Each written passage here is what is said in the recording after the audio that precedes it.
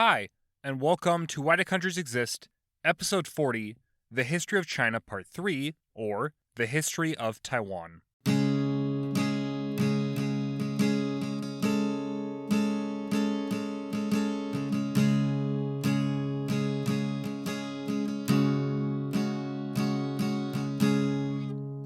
So today's drink of choice is oolong tea.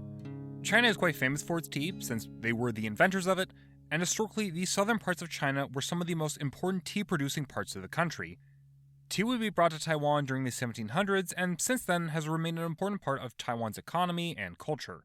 Taiwan is particularly famous for its oolong tea, which is almost a hybrid of black and green tea.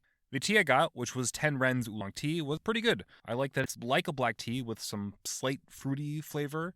Overall, yeah, just a good tea.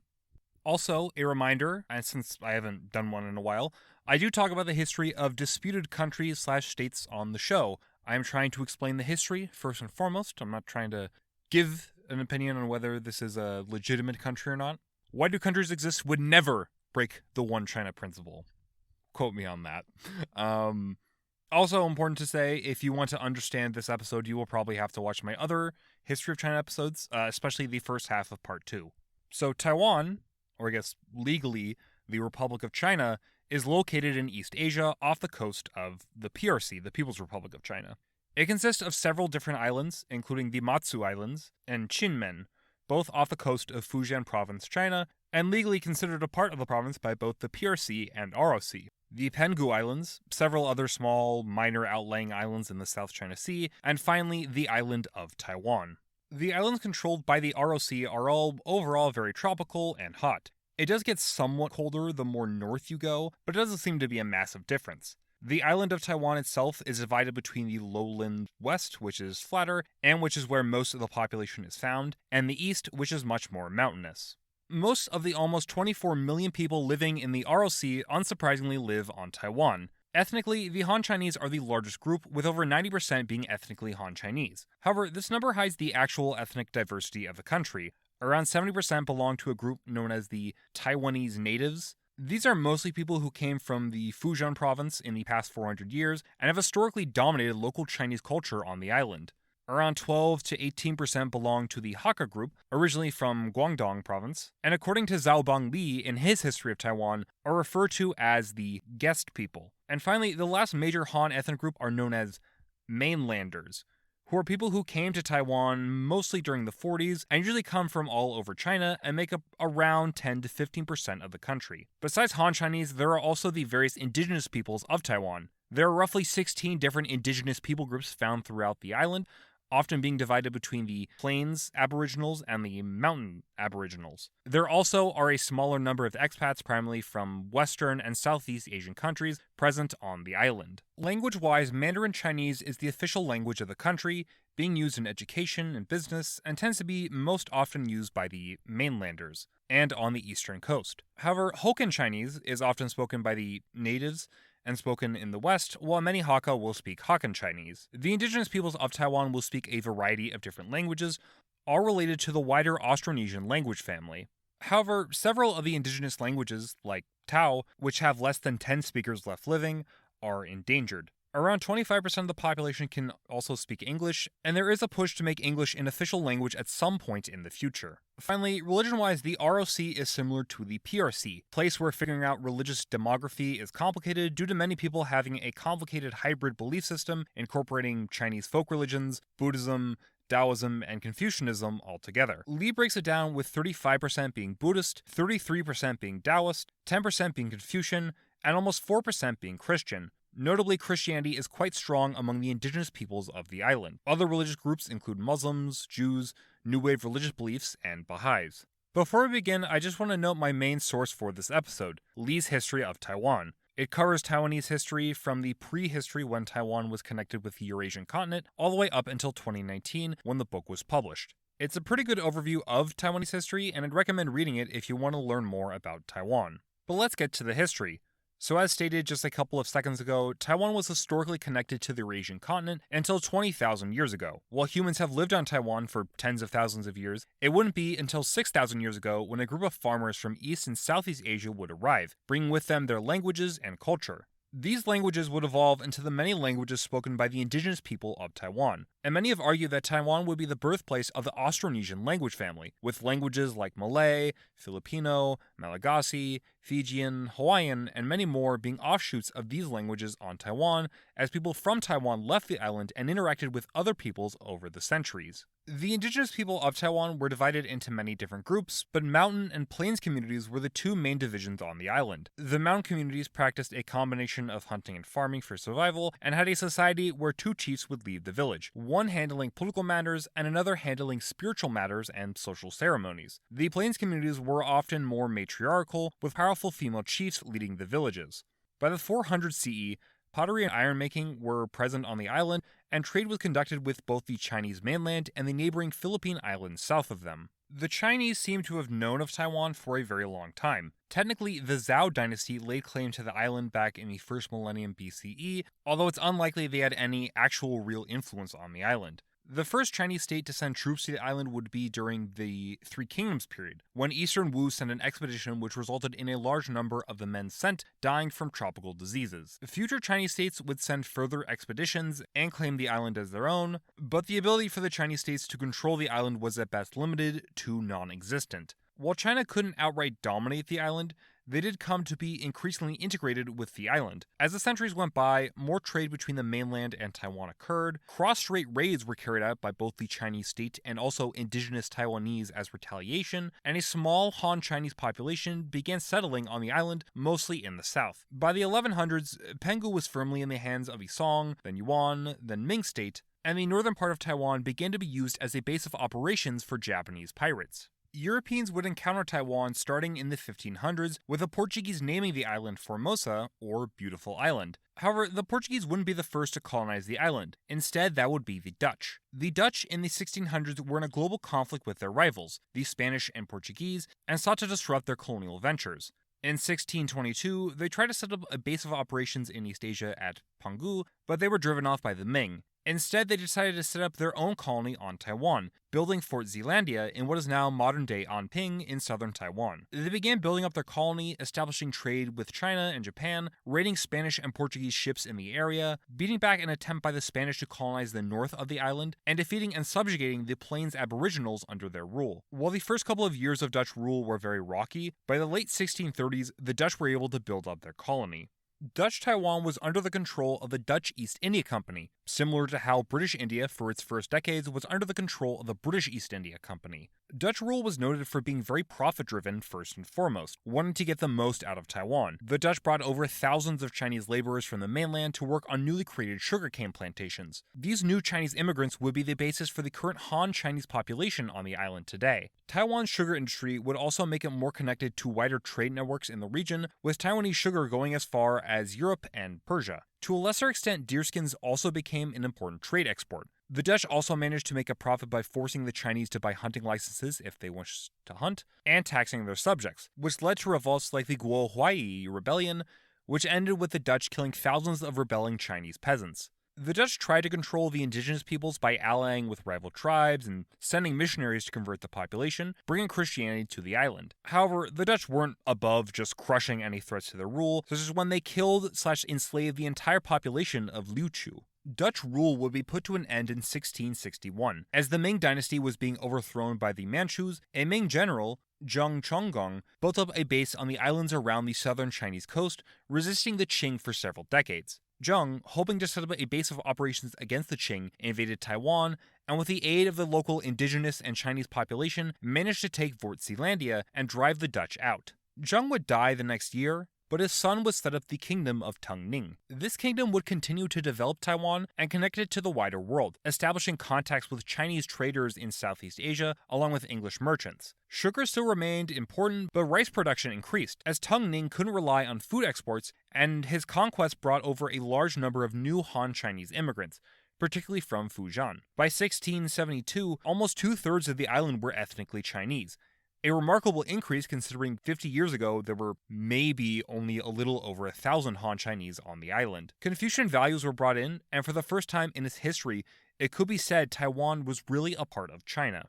In 1673, the revolt of the Three Fiduciaries broke out, with several Chinese nobles in the southern Qing dynasty breaking out into revolt. Teng Ning aided the rebelling nobles, but by 1681, the rebels were defeated and Teng Ning was suffering from infighting. In 1683, the Qing navy beat the Teng Ning navy off the coast of Penghu, and Taiwan was brought into the Qing state. Taiwan was connected to Fujian province, and for the first time, Taiwan was in the same state as the rest of China. For the first 50-some years of Qing rule, Taiwan was viewed as a borderland that was brought into the empire more to prevent it from being a base of rebellion rather than actually wanting Taiwan. The Qing severely restricted most immigration into Taiwan, completely banning the Hakka from moving to the island. Those that moved were largely soldiers and officials from mainland China to govern the island, as no Taiwanese was allowed to join the army or bureaucracy. Other methods to prevent rebellion included banning ironmaking across the entire island and giving the indigenous Taiwanese a certain degree of autonomy to use them as auxiliaries against any Chinese rebellions on the island. The use of pitting rivaling ethnic groups against each other to prevent rebellion, or just keep the status quo, would become a staple of running Taiwan past the Qing rule, even debatably up until today. However, in the early/mid 1700s, a shift began to occur. As overpopulation on the mainland drove more and more peasants into poverty, a growing number took to illegally migrating over to Taiwan. Slowly, restrictions on immigration started to be lifted, and the Taiwanese were allowed to join the imperial bureaucracy, although few actually did. Chinese settlement became so widespread that Song Min-woo, in his article, Economic History of Taiwan, a Survey, said that indigenous tribes were beginning to struggle to hunt for food and deerskins as more farming drove the animals away. It seems this time also resulted in a loss of indigenous land, as increasingly more and more of the Plains Aboriginals' land was sold or rented to Chinese farmers, and the Plains Aboriginals became more interconnected with wider Taiwanese society. Taiwan, while still being viewed as almost the Wild West of China, was becoming more integrated with the rest of China. Taiwan's economy would also begin to expand in the 1700s. Slowly, Taiwan began to produce so much rice, they actually started exporting it to other parts of the empire. Tea and camphor would begin to be exported as well. Taiwan began to rapidly develop, with the northern part of the island seeing large population growth, with cities like Taipei, Tamsui, or now New Taipei City, and Kaohsiung expanding. The 1870s onward would see even more rapid developments as roads linking the west and east were built, a limited number of factories were established, more forts were built, and land reform was undertaken to help the government extract more taxes from wealthy landowners. Much of these late 19th century changes were a direct result of the century of humiliation and Western powers carving up more and more of China. While European and American navies had attacked and sent expeditions to Taiwan at several points in the 1800s, the biggest threat to Taiwan would be from the Japanese. In 1874, in retaliation for an indigenous attack on a Japanese ship, the Japanese sent a military expedition to crush the indigenous peoples of Taiwan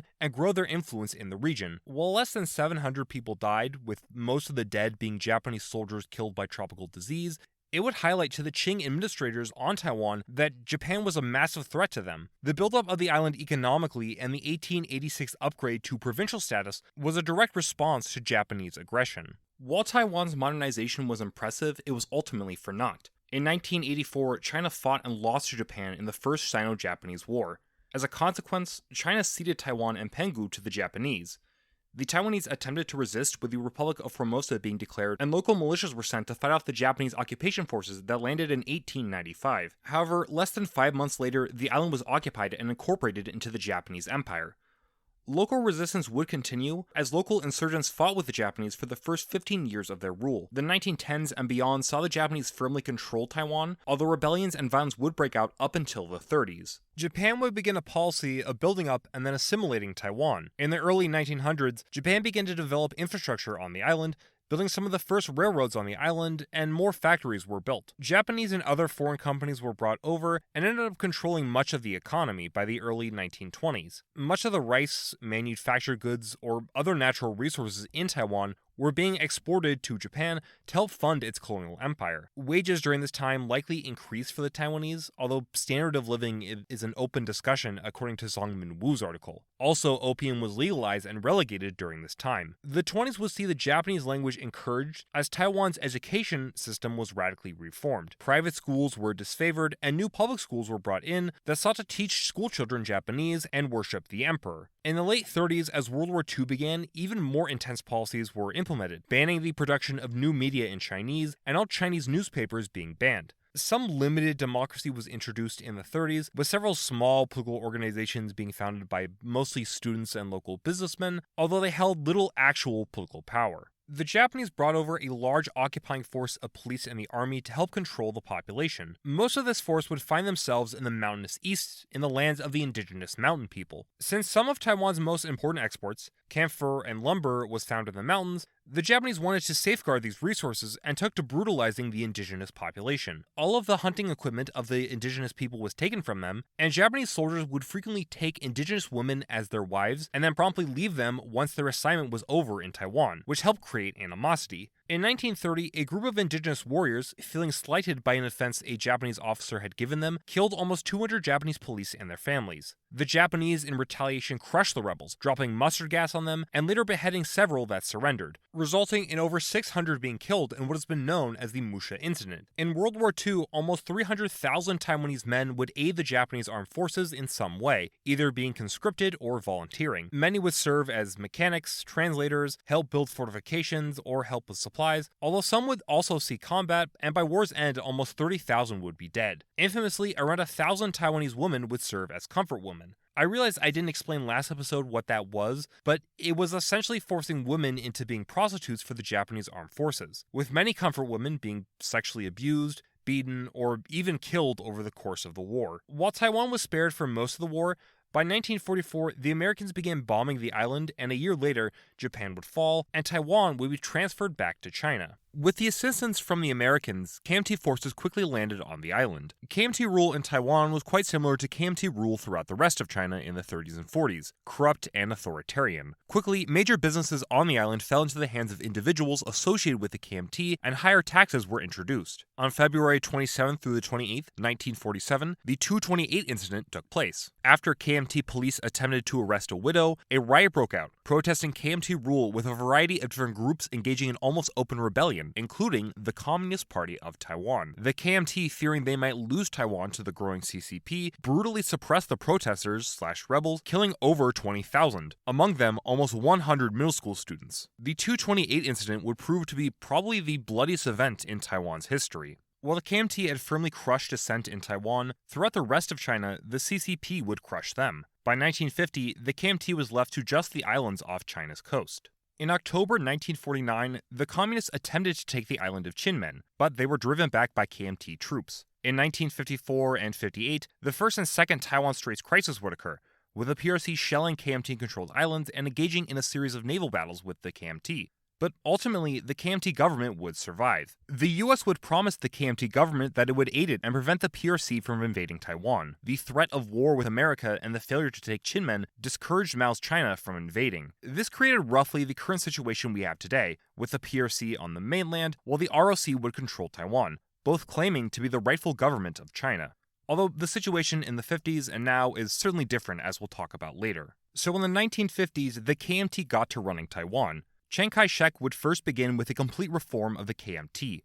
Chiang, both not needing many of the warlords that helped the nationalists govern certain regions of China, and believing that the corruption that permeated the party was a source for its failure in the Civil War, purged the KMT. Many corrupt politicians or warlords were imprisoned, and personal networks built around loyalty were broken up. The KMT, which had always been a fairly elitist organization, was expanded into a mass movement, with schools indoctrinating children into supporting the KMT, and the KMT recruiting many new members among the almost 1 million people who fled into Taiwan in the aftermath of the Chinese Civil War. The mainlanders would prove to dominate the KMT and Taiwan for the next several decades. Besides arresting corrupt officials, the KMT also arrested any who they felt threatened their rule. In 1949, martial law was declared, with the right to organize being banned, and any newspapers who spoke out too harshly were heavily censored. Communists were particularly targeted by the government, but liberals, trade unionists, indigenous activists, the emerging Taiwanese nationalists, or any the KMT felt threatened them, were also threatened and arrested. Over the course of roughly 4 decades, almost 140,000 would be imprisoned, and several thousand would be executed or would die in prison. Chiang Kai-shek famously said, quote, "Better to kill 1,000 non-communists by mistake than allow a single true communist to escape through the net," which points to the fact that even those who were suspected of being communist or subversive in some way were imprisoned. Along with teaching students pro-KMT talking points, Mandarin Chinese was also forced onto the population, with students speaking Hokkien, Hakka, or an indigenous language being targeted, and children who spoke these languages were humiliated, which resulted in most people in Taiwan today being Mandarin speakers. These policies of repression to solidify the KMT's control of Taiwan are often referred to as the White Terror. The KMT also tried to solidify their control by growing the economy. Land reform was carried out, which helped ease the burden of tenant farmers and sold cheap land to poor families. Inflation was quite high when the nationalists entered Taiwan, but these reforms, along with American aid money, helped stabilize Taiwan's economy. The 50s saw Taiwan industrialize, and the 60s saw Taiwan become an export powerhouse, as many foreign companies set up shop in the country, produced their goods due to cheap labor cost, and the government helping support foreign investors. And then these companies would ship their products to markets overseas. This made Taiwan a manufacturing powerhouse, as food processing and increasingly electronic exports would become a very important part of Taiwan's economy, even up to today. These new measures saw Taiwan's economy expand particularly from the 70s onward, and living standards would go up in what has become known as the Taiwan Miracle. In Taiwan, there would actually be some limited democracy despite the authoritarian rule. People could elect local councilors, which admittedly isn't a lot, but these local elections would be where opposition forces began to emerge. A loose coalition of opposition forces known as the Tongwai, or literally outside the party, began contesting and occasionally winning seats. The Tongwai were inspired by a variety of different ideological and social movements, particularly liberalism, but also increasingly Taiwanese nationalism. Taiwan, by virtue of being an island, always had been distinct. Starting in the 20s, some people in Taiwan began demanding for Taiwan to have its own identity, separate from either the Japanese or the Chinese. They saw themselves as a people with their own unique culture and history. The continued dominance of the Mandarin-speaking mainlanders in the country led many to strongly reject the Chinese nationalism of the KMT, and argue that the Republic of China currently controlling Taiwan should be abolished, and a new Republic of Taiwan should be implemented. This would be the birth of the Taiwanese independence movement. In 1972, Chiang began stepping away from power and was replaced by his son, Chiang Ching-kuo. Chiang Ching-kuo continued many policies of martial law, but also gave Taiwanese-born individuals greater influence in the government and bureaucracy, and allowed a certain degree of criticism towards the regime, although there would still be crackdowns like the Formosa incident in 1979, where several opposition leaders were arrested. In 1987, Chiang Ching-kuo would end martial law and would die a year later, leading Lee Teng-hui to take over. Lee would oversee the first free and fair presidential election in 1996. Lee would win over 50% of the vote, but a liberal democracy had begun in Taiwan. Lee would remove much of the old guard in the KMT, stopped favoring Mandarin, and further reduce the power mainlanders had. The PRC's relations with Taiwan would also change during this time. The ROC historically was recognized as the one legitimate China up until 1972, when America and much of the Western world switched to recognizing just the PRC. While the ROC had been able to unofficially maintain ties with many countries, it has complicated its geopolitical position and reduced its influence. With the death of Mao, new Chinese leaders came to prominence and began arguing for a peaceful reunification of Taiwan and the mainland. When martial law was lifted in 1987, many Taiwanese businessmen moved into China and began doing business there, with tens of thousands moving to the mainland and developing ties between the two Chinas.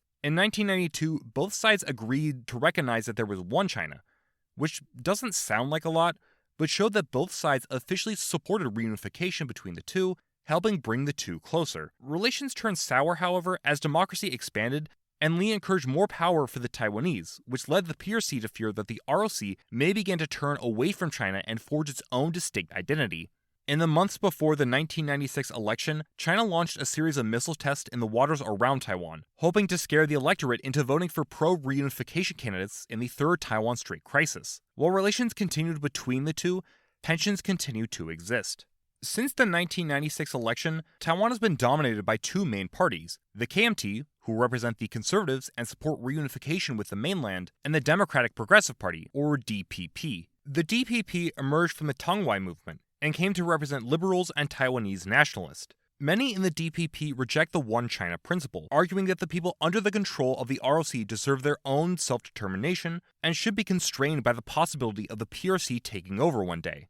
Generally, KMT-led governments support closer relations with China, while DPP governments generally oppose this and want to develop their own Taiwanese identity. The KMT and DPP also lead their own coalitions, with the KMT leading the Pan-Blue Coalition, a collection of other pro-eventual reunification parties, and the DPP leading the Pan-Green Coalition, a collection of other pro-Taiwanese nationalist parties. Other parties exist outside the Pan-Blue and Pan-Green binary, but most significant parties in the country today do fall into one of these two camps. While ideology plays a big role in determining which camp someone will support, ethnicity also plays a very large role, as democracy has somewhat heightened ethnic tensions on the island, or at least helped make them more out in the open. Taiwanese natives support the Pan-Green Coalition, while mainlanders back the KMT.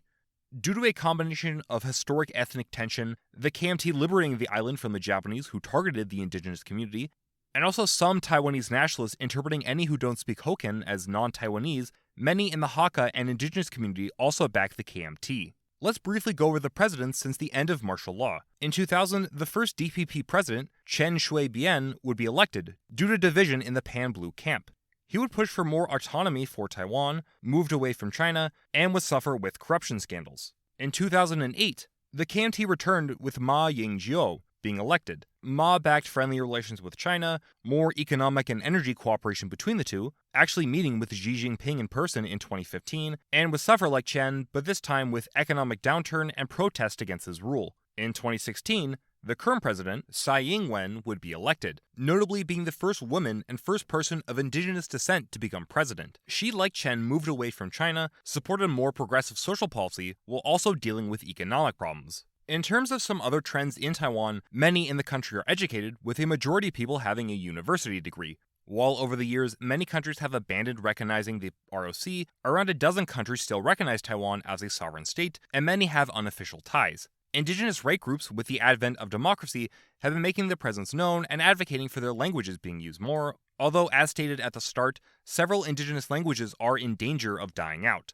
Economically, Taiwan continues to be an important manufacturer of electronics, although with some more recent economic downturns, it seems this is somewhat changing. Also, the country is becoming more expensive, and a cost of living crisis is affecting many in the country. The big question with Taiwan's future is, will it survive? The PRC's official position is that they seek peaceful reunification, but they don't leave force off the table. China has launched fighter jets around the ROC territory and openly practiced for an invasion of Taiwan at several points in the past couple years, with in April of 2023, several jets and ships being sent as Tsai was meeting with US politicians. With the Russian invasion of Ukraine in 2022, Western commentators have increasingly argued an invasion is likely coming. However, there also is a question on how earnest China is being in saying it is practicing for an invasion, with some arguing it's just a scare tactic to, depending on your interpretation, encourage or scare Taiwanese voters into voting for pro-reunification politicians, along with the fact that invading Taiwan would likely result in devastating losses for both sides. It remains unclear what the future will be, but it hopefully will be one without violence. So why does Taiwan, or the Republic of China, exist? The fact that Taiwan is an island has separated from the rest of China and given it its own history and political development. While that development and history are often linked to the history of China, it still is distinct. The Republic of China exists because of the failure of the PRC to fully stamp out the ROC in the 50s. It remains with most sides hoping to avoid a war, and for some, reunify peacefully. But time will tell if China, either one, will hold Taiwan or a new Taiwanese state will emerge. Up next, we will go to Colombia, prepare for the Spanish Revolution, Civil War, and cocaine. So thanks for listening, thanks for watching. This will be the end of my series of episodes on the history of China. I hope at some point in the future I will go back and I'll talk a little bit more about some other interesting history stuff with China. Like I'd like to do something with the Boxer Uprising. I know I had to cut that episode, but yeah, glad to get this out, glad to be over with it. Up next, I will do the political parties of Moldova, and then I will talk about the history of Colombia, and then I will do the political parties of South Korea. So thanks for listening, thanks for watching. If you want, you can email me at whydocountries.exist@gmail.com for your thoughts, comments, suggestions, or hate mail. Take care. I hope you have a wonderful rest of your day. These sources I use are CNA Insider's video, How Taiwan's Young Graduates Cope with High Cost, the Cold War's video, Taiwan Under the Kuomintang Dictatorship, Patricia Ebry's The Cambridge Illustrated History of China, Mason Man's video, How Taiwanese Aboriginals Shaped Modern Asia, Xiaobing Li's The History of Taiwan, Strategy Stuff video, The Conquest of Taiwan, 1624 to 1683, Taiwan News Reports, The Realities of Growing Up Indigenous in Taiwan, Sungmin Wu's article, Economic History of Taiwan, A Survey, and Wikipedia.